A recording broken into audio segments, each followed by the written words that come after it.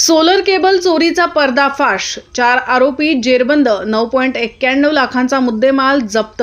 अहिल्यानगर जिल्ह्यातील जेऊर शिवारात झालेल्या सोलर केबल चोरी प्रकरणाचा स्थानिक गुन्हे शाखेने मोठा पर्दाफाश केला आहे।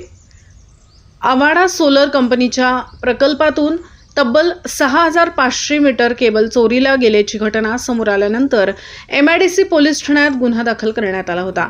या प्रकरणाचा तपास करत असताना स्थानिक गुन्हे शाखेच्या पथकाला गुप्त माहिती मिळाली आणि शेंडी बायपास रोडवर सापळा रचण्यात आला।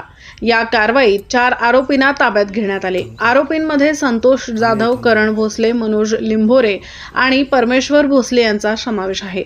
मुख्य आरोपी संतोष जाधव हा सराईत गुन्हेगार असून त्याच्यावर यापूर्वीही दरोडा, चोरी आणि घरफोडीचे अनेक गुन्हे दाखल आहेत।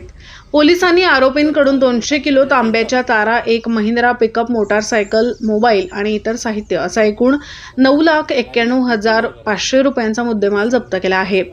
तपासात या टोळीने गंगापूर आणि येवला येथेही अशाच प्रकारचे गुन्हे केल्याचे उघड झाले आहे।